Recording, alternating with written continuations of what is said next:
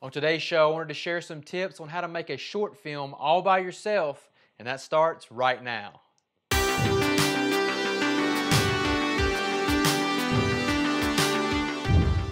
Hey guys, Ryan Camp with the Piedmont Motion Picture Show. Thank you so much for joining me today. If this is your first time finding us, this channel is all about learning and growing as a filmmaker. It features short films, behind the scenes, gear reviews, and filmmaking tutorials just like this one. So if you're interested, please consider subscribing and let's become better filmmakers together. If you're anything like me, a surge of creativity will hit you at a very unexpected time. You'll have all these ideas running through your head and you want to film right then and there, but you don't have anybody to help you out. What do? If a lot of times you're alone or you don't have anyone to collaborate with, here are some tips that you can use to make a short film all by yourself. I'm talking about you doing the acting, the camera work, the sound, the lighting, the editing, everything. It's definitely a tough prospect and you're definitely limited, but don't let that stop you from creating something awesome. Some of you may have watched my short film, The Farmhouse, here on the channel. That's exactly what I'm talking about. It's not the greatest film by any means, but it was one of those spur-of-the-moment things where I ended up creating something that I really liked. I had went to that location that day just to take pictures. The atmosphere that day on that location was so intense and so awesome that I had to get out my camera and start filming. And while I was filming, I was like, man, I really need to turn this into a short film somehow. So without really any idea of what I was going to do, I just set up my camera in certain spots and started filming myself walking around the property. I didn't even have a microphone with me at the time, so I cut some corners and used my cell phone to record the only dialogue featured in the film. And then I replaced all of the sound with external sound effects. And it eventually turned into the short film that's on the channel right now. So I've been wanting to refine that process and expand on the steps that I took and create a new short film all by myself. It's a challenge. Hopefully with better planning and a better process, my next short film that I film by myself will turn out better and be of higher quality. And I wanted to share with you guys the process and steps that I've been thinking about in terms of making a film by yourself. Tip number one is to keep it simple. You're not going to want a very elaborate story when you're doing this. You're not going to be able to film elaborate action scenes, and you're not going to have any other actors helping you out unless you double yourself. More on that later. So come up with a story that's going to be very simple and easy for you to pull off by yourself. Think of the resources that you have available to you and use those in the film. If you think too big and start thinking up ideas that you don't have resources for, you're going to get discouraged and you're probably never going to finish your film. So use your limitations to your advantage and plan accordingly. And that leads us to tip number two, plan out everything. To make the best possible short film by yourself, you're going to meticulously need to plan out every small detail. Use a shot list template.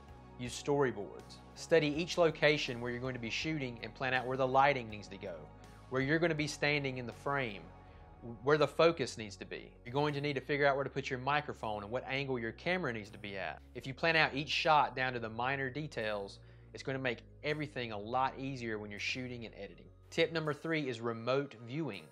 Getting proper focus when no one is helping you film can be very tough, especially if you don't have a flip out LCD screen that you can look at from a distance and get an idea of what's going on in your frame.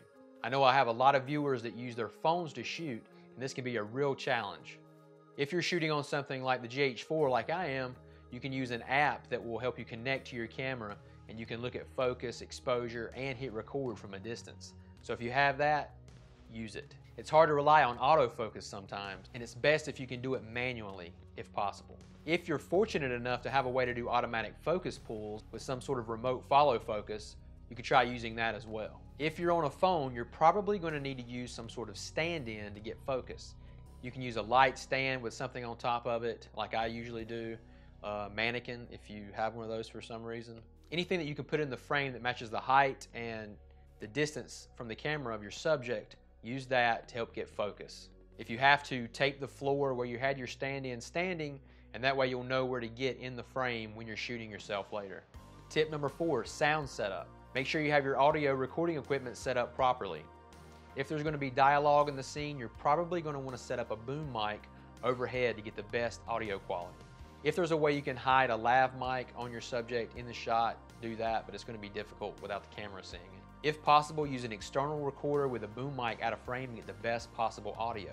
Make sure you have it set up in the right area for where your subject is going to be standing, which is going to be you. Seeing a pattern here? Plan out everything ahead of time. Tip number 5 is to use handheld presets.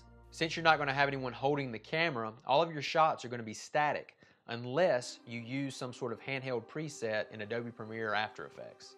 These can help you mimic the look of handheld shots. It will make it look like someone was filming you even when you were all alone.